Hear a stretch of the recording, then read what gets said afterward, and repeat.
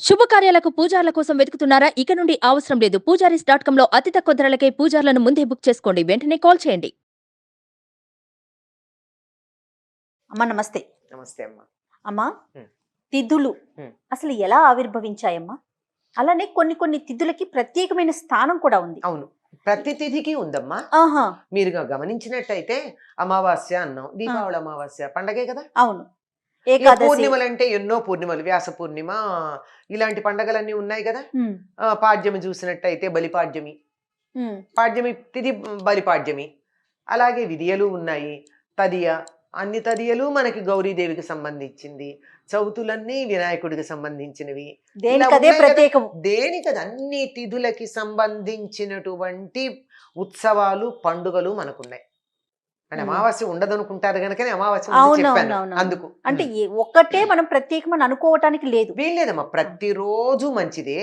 కాకపోతే ఆ మంచి ఏది చేస్తే ఎక్కువ మంచి అన్న దానికే మనం ప్రాధాన్యం ఇస్తాం ఓకే, అంతే. అసలు ఇవి ఎలా ఆవిర్భవించాయమ్మా? ఇప్పుడు నిజానికి పదాలు గనక మనం చూసినట్టయితే సంస్కృతంలో 1, 2, 3, 4 అనేటువంటి సంఖ్యలకు సంబంధించే ఉంటాయి. ఆహా. ఉమ్, ఉదాహరణకి ప్రతిపత్ పాడ్యమని మనం అనేదాన్ని. ఉమ్, ఉమ్, అంటే మొట్టమొదటిది. ఉమ్, ద్వితీయ రెండోది. ఆ, తృతీయ మూడవది. మూడోది. చతుర్థి నాలుగవది. పంచమి ఐదోది. ఆ, షష్ఠి షష్టం ఒత్తుతా ఉండాలి. ఆ, ఒత్తుతా లేకపోతే 60 అవుతుంది. ఆహా. మనకి తెలియకుండా ఏం చేస్తారు, షష్ఠి పూర్తి చేసుకుంటారు. అంటే 6 ఏళ్ళు నుండి ఏడో ఏడు వచ్చినట్టు అనమాట. అలాగే సప్తమి. ఆ, ఇవన్నీ కూడా సప్త అంటేనే 7. 7. సప్తమి అంటే 7వది అట్లాగనమాట. ఓకే. అలా పంచమి అంటే 5వది. ఆ, అట్లాగే అష్టమి 8వది.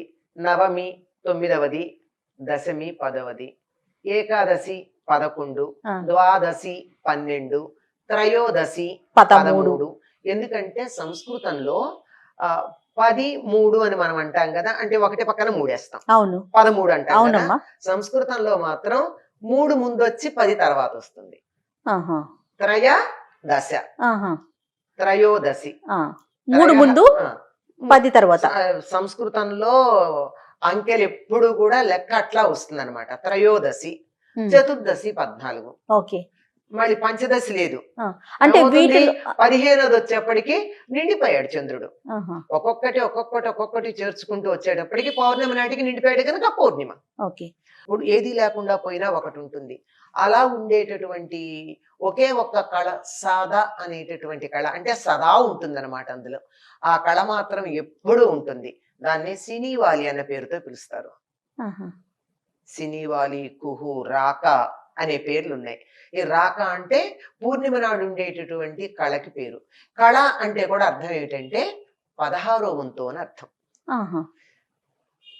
పూర్ణిమ నాడు చంద్రుడు నిండుగా ఉంటాడు. ఉమ్, అందులో ఒక్కటి తగ్గితే పాడ్యమి. అంటే మళ్ళీ బహుళానికి వస్తే ఆ, 2 తగ్గితే విధియ. అట్లా వచ్చి 15 తగ్గేసాయి.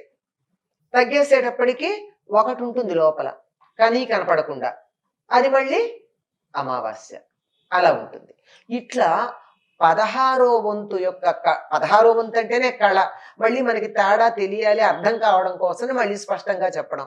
ఈ 16వ వంతుగా చెప్పబడే కళ అని చెప్పబడేది ఏదైతే ఉందో అది ఎన్ని చేరితే అన్ని ఉన్నట్టుగా శుక్లపక్షంలో, ఎన్ని తగ్గుతుంటే ఆ తగ్గిన వాటి సంఖ్యని దీంట్లోనూ చెప్పుకుంటాం. దేంట్లో కృష్ణపక్షంలోను. అట్లా చెబుతూ తిథులు ఏర్పడ్డాయి. ఈ ఏర్పడినటువంటి వాటిల్లో ఒక్క ఏకాదశికి మాత్రం ఒక ప్రత్యేకమైన స్థానం. అవునవును. అది ఏకాదశి అంటే ఒకసారి విష్ణువు తాళజంగుడి కుమారుడైనటువంటి మురాసురుణ్ణి సంహరించటానికి బయలుదేరి వెళ్ళి యుద్ధం చేసి చేసి చేసి అలిసిపోయి విశ్రాంతి తీసుకున్నాడు. కొంతసేపు అయ్యాక చేద్దాంలే అని. ఆహా. అలా విశ్రాంతి తీసుకుంటూ గుహలో ఆ ఈసారి ఏది ఏమైనా సరే ఈ విశ్రాంతి అయ్యాక లేచి వాణ్ణి సంహరించాలి అని చెప్పి గట్టిగా నిశ్చయం చేసుకున్నాడు. ఈయన నిశ్చయానికి ఆయన విశ్రాంతి తీసుకుంటున్నాడు. ఈయన నిశ్చయం ఒక ఆకారాన్ని ధరించి బయటకు వచ్చింది. వెళ్ళి వాడిని సంహరించేసింది. ఏంటి నిశ్చయమే? ఈ నిశ్చయమే వెళ్ళి. అంటే మన సంకల్పం, మన థాట్స్ ఎంత పవర్ఫుల్ గా ఉంటాయో ఆలోచించండి. అందువల్ల we always should emanate positive thoughts. అది వెళ్ళి వచ్చేసి ఈయన విశ్రాంతి నుంచి లేచేటప్పటికి నీ పని చేసేసాను అంది. ఆయన చాలా ముచ్చట పడిపోయాడు. నీకేం కావాలి కోరుకోమన్నాడు. ఏం కావాలి అంటే, నేను నీకు చాలా ఇష్టురాలిని కావాలి. దీనికి దుర్వ్యాఖ్యానాలు చేస్తారు, ప్రియురాలు భార్య అని. ఇష్టురాలు అంటే ప్రియురాలు అవ్వాలని ఉంది, కూతురు ఇష్టురాలు కాదా, స్నేహితురాలు ఇష్టురాలు కాదా, చెల్లెలు ఇష్టురాలు కాదా? ఇది లేనిపోని అక్కర్లేని వ్యాఖ్యానాలు అన్నమాట ఇవి. నేను నీకు చాలా ఇష్టురాలిని కావాలి. ఆవిడ స్త్రీ అమ్మా? స్త్రీ. శక్తి ఎప్పుడు స్త్రీ రూపంలోనే ఉంటుంది. ఒక్కటి గమనించండి, మన సంప్రదాయంలో శక్తి ఎప్పుడు స్త్రీ రూపమే. అది ఎవరికైనా ఎక్కడైనా ఎవరికైనా సరే శక్తి స్త్రీ రూపమే. గట్టిగా చెప్పాలంటే దీనికి సంబంధించి E=mc² అని చెప్పేటటువంటి సిద్ధాంతం ఉంది. అదే శక్తి పదార్థం కలిస్తే మొత్తం సృష్టి అంతే. పదార్థం లేనిదే చైతన్యం లేదు, చైతన్యం లేనిదే పదార్థానికి అస్తిత్వం లేదు. చైతన్యానికి పదార్థం లేదే వ్యక్తిత్వం లేదు, వ్యక్తత లేదు. ఇట్ కెనాట్ ఎక్స్ప్రెస్ చేయాలంటే పదార్థం కావాలి. ఆ పదార్థానికి అస్తిత్వం కావాలంటే శక్తి కావాలి. ఈ రెండు కలిస్తేనే ఈ సృష్టి అంతా. That's nothing but E=mc². That's all. ఎంత సింపుల్ గా చెప్పారమ్మా. అంతే.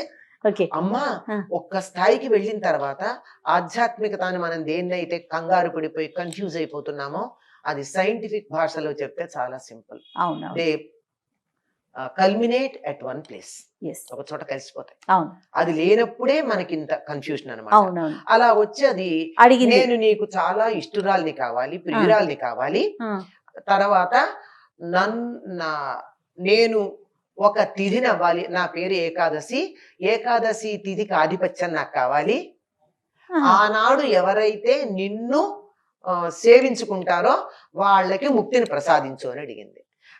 ఈ కథలే మనకి పురాణాల్లో వింటాం. ఎందుకంటే తనకేదన్నా కావాలి అని కోరుకున్న వాళ్ళు రాక్షసులు. భగవంతుడు నీకేమన్నా వరమిస్తాను అని కోరుకోమంటే తన కోసం కాకుండా 10 మంది కోసం, లోక కళ్యాణం కోసం కోరుకునేటటువంటి వాళ్ళు దేవతామూర్తులు అవుతారు. మనం ఒక్కసారి పురాణాలన్నీ చదివి చూస్తే 2 కేటగిరీలు కనపడతాయి.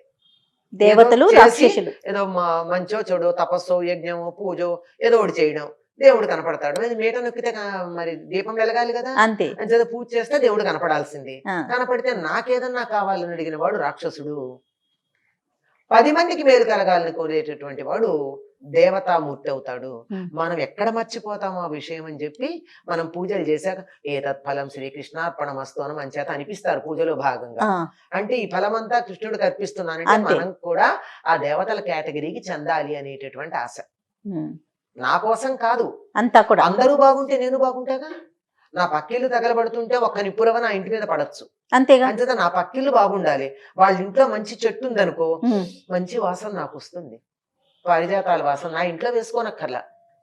ఇంత సింపుల్ జ్ఞానం కూడా మనుషులకు లేకుండా పోవడం జరిగింది. 10 మంది బాగుండాలని ఎందుకు కోరుకుంటామంటే వాళ్ళు బాగుంటేనే మనం బాగుంటాం కాబట్టి మనకు ఆనందంగా ఉంటుంది కనుక అట్లా కోరుకుంది. దానికి పైగా ఏకాదశి తిథికి ఇంకో పేరు కూడా ఉంది, హరివాసరము అంటారు. హరి అంటే విష్ణువు, అవును. విష్ణుకు సంబంధించినటువంటి రోజు ఏకాదశి అని. ఈ ఏకాదశికి ఇటువంటి ప్రత్యేకత ఉంది. ఈసారి పూర్ణిమ, అమావాస్య, మిగిలినవన్నీ చెప్పాం కదా. ఇలాగే ఒక్కొక్కటి చంద్రుడి యొక్క కళల ఆధారంగా ఈ తిథి జరిగింది. ఈ తిథే దరిదాపుల్లో తేదీ డేట్ కింద భాష అయినా ఒకటే, వ్యవహారంలో మార్పులు చెందిన మౌలికంగా ఉన్నది ఒకటేనమ్మా. తేదీ అంటున్నాము, డేట్ అన్నదాన్ని తెలుగులో తేదీ అంటున్నాము, సంస్కృతంలో తేదీ అంటున్నాం, అంతే తేడా. మరి ఇప్పుడు ఈ ఏకాదశి రోజున ప్రత్యేకంగా నియమ నిబంధనలు పాటిస్తే కనుక ఆ విష్ణు యొక్క అనుగ్రహం పొందడానికి అవకాశం ఎందుకు ఉంటుందంటే ఆవిడ కోరుకోవడం కూడా చాలా విశేషం ఉందమ్మా. ఏకాదశి తిథికి ఉన్న ప్రత్యేకత ఏమిటంటే, ఏకాదశి అంటే 11 అన్నామా? అవునమ్మా. ఈ 11 ఏమిటి? మనలో 11 ఉన్నాయి. 5 జ్ఞానేంద్రియాలు, 5 కర్మేంద్రియాలు, వీటి మీద పెత్తనం చేసే మనసు, ఇవన్నీ కూడా ఏకోన్ముఖంగా ఉంటాయి, అంటే ఒకే వైపు పనిచేస్తాయి. కనుక ఆనాడు ఏం చేసినా మనసు బాగుంటుంది. ఎందుకు బాగుంటుంది? ఏమనే కథలు చెప్తున్నాం కదా, పుక్కిటి పురాణాలు అని కాదు. ఒక్కసారి గనక మనం జ్యోతిష్ శాస్త్రాన్ని గనక చూసినట్టయితే భూమి శరీరం, నేను అనేటటువంటి ప్రజ్ఞ సూర్యుడు, ఉమ్, మనసు చంద్రుడు. ఈ మూడు ఎలా ఉంటాయంటే భూమిని కింద కనుక గీసుకున్నట్టయితే జీవప్రజ్ఞ అయినటువంటి సూర్యుడిని ఇలా నిలువుగా కనుక గీసినట్టయితే చంద్రుడు ఉండేటటువంటి కళ సరిగ్గా ఇవన్నీ గీతలు గీసి చూసుకోవచ్చు. నేను ఊరికి ఇక్కడ చెప్తున్నాను కానీ జ్యోతిష్యం తెలిసిన వాళ్ళు కనుక అర్థమవుతుంది గీసినట్టయితే సరిగ్గా 90 డిగ్రీల కోణంలో ఉంటుంది ఆ రోజు. భూమికి, మనసు, జీవప్రజ్ఞకి, చంద్రుడికి మధ్య ఉండేటటువంటి కోణం 90 డిగ్రీలు. అంటే కరెక్ట్ గా లంబ కోణంలో ఉంటుంది. ఉమ్, రైట్ యాంగిల్, ట్రయాంగిల్ ఉంటుంది. అప్పుడు భూమి, సూర్యుడు, చంద్రుడు. చంద్రుడు రైట్ యాంగిల్, ట్రయాంగిల్ లో ఉంటారు. అప్పుడు ఏం జరుగుతుంది? జీవప్రజ్ఞ నేరుగా బయటికి వెళ్ళడానికి కొంచెం కూడా ఇటు గాని జరగదు, జరగకుండా స్ట్రెయిట్ గా వెళ్ళిపోవడానికి వీలుగా ఉంటుంది. అందువల్ల ఆ రోజు ఏది చేసినా శుభ ఫలితం. చాలా చక్కగా, మంచైనా చెడైనా, శుభ ఫలితం అనకండి, చెడు ఆలోచన చేస్తే కూడా అంత చెడు ఫలితం వస్తుంది. చెడు జరుగుతుంది. ఏదైనా సరే చెడైనా మంచైనా పరిపూర్ణమైన ఫలితం ఇచ్చేటటువంటి అవకాశం ఉంటుంది. Yes.